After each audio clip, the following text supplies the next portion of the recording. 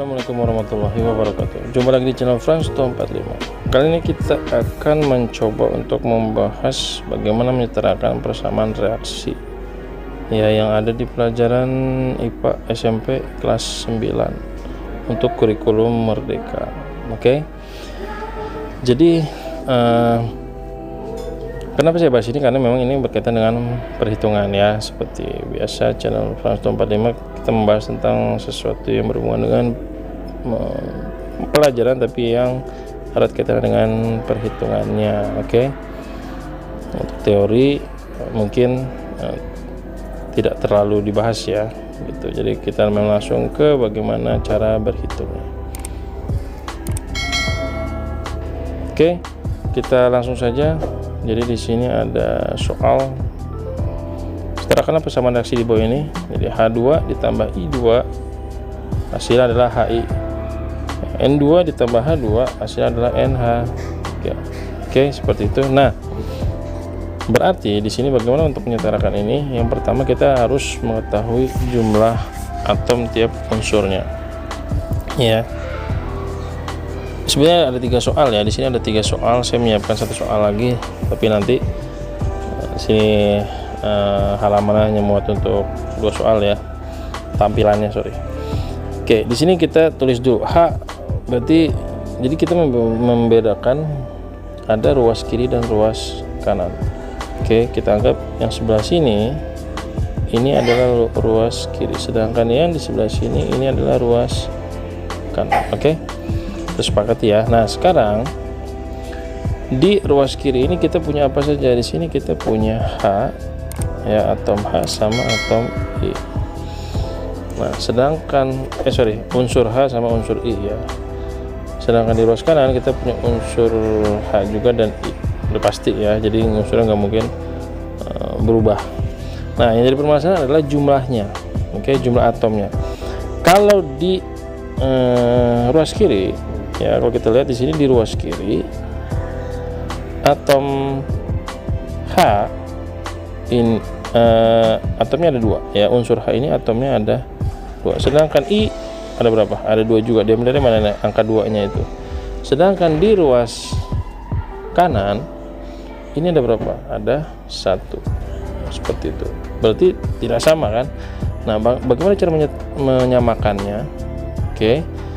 Menyetarakannya itu dengan kita biasakan yang kecil dahulu. Jadi yang kecil menyamakan ke yang besar. Jangan yang besar menyamakan yang kecil ya, tapi yang kecil menyamakan dengan yang besar. Menyamakan dirinya dengan yang besar. Bagaimana caranya? 1 ini bisa sama dengan 2, maka ini kita kali 2 ya. Kita kali 2 sehingga di sini menjadi 2. Otomatis kalau di sini kita kali 2, maka sini kita kali 2, maka hasil di sini juga kita tambahkan 2 seperti itu. Oke ya. Jadi kalau di sini kamu mengalihkannya dengan angka 2, maka otomatis ini nambah 2. Sehingga secara tidak langsung I juga, karena dia sudah melakukan satu molekul senyawa gitu ya, maka dia berkaitan. Kalau ini dikali 2, maka I nya juga terkena dampaknya, karena dia dikali 2 juga ya, hasilnya menjadi 2. Nah, sekarang kita lihat sudah sama belum jumlah atomnya di kiri dan di kanan. H di kiri 2, H di kanan juga 2, sama I di kiri 2, I di kanan juga 2. Nah, kalau sudah seperti ini berarti sudah setara, seperti itu. Lanjut ke soal berikutnya. Di sini kita punya unsur N sama H ya. Nah, N di sini berapa? Dia punya atomnya 2, kemudian H juga atomnya 2. Sedangkan di ruas kanan N atomnya 1, H atomnya 3. Oke. Nah, bagaimana cara menyetarakannya? Kita lihat N di sini 2, di sini 1. Berarti di kanan ya, maksudnya di kanan 1, di kiri 2. Berarti kita harus menyamakan nih.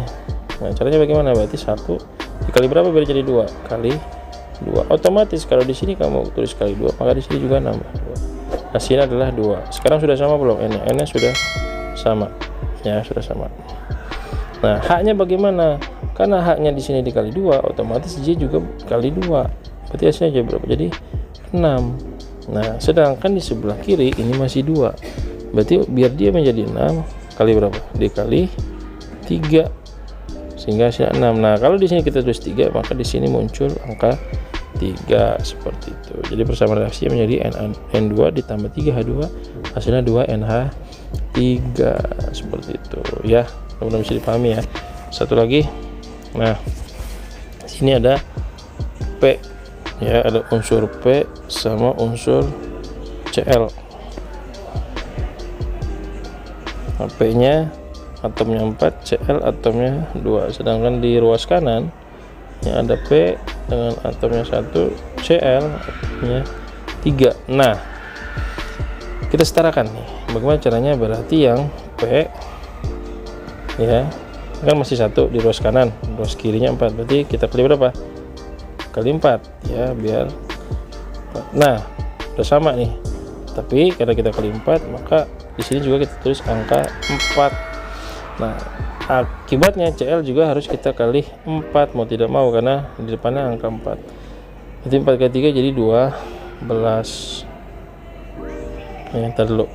Nah di ruas kiri belum 12, bagaimana caranya membuatnya menjadi 12? Berarti harus dikali angka 6 biar jadi 12. Nah karena kita dikali 6 di sini, maka di sini kita taruh angka 6 seperti itu. Jadi persamaannya menjadi P4 tambah 6Cl2 tambah 4PCl3. Nah sekarang pertanyaannya, kalau seperti ini berarti yang di depan P4 itu angka berapa? Nah kalau tidak ditulis itu berarti angka 1 ya, sama seperti soal sebelumnya. Berarti ini angka 1 tuh, ini berarti nah udah ya, cukup ya. Ini berarti angka 1, ini juga angka 1 kalau tidak ada koefisien di depannya ya, berarti dia angka 1 seperti itu kurang lebih. Oke, itu saja soal pembahasan soal dari saya. Terima kasih, mudah-mudahan bisa dipahami. Jangan lupa like dan subscribe, dan silakan kalian share ke teman-teman kalian jika kalian merasa video ini bermanfaat. Terima kasih. Assalamualaikum warahmatullahi wabarakatuh.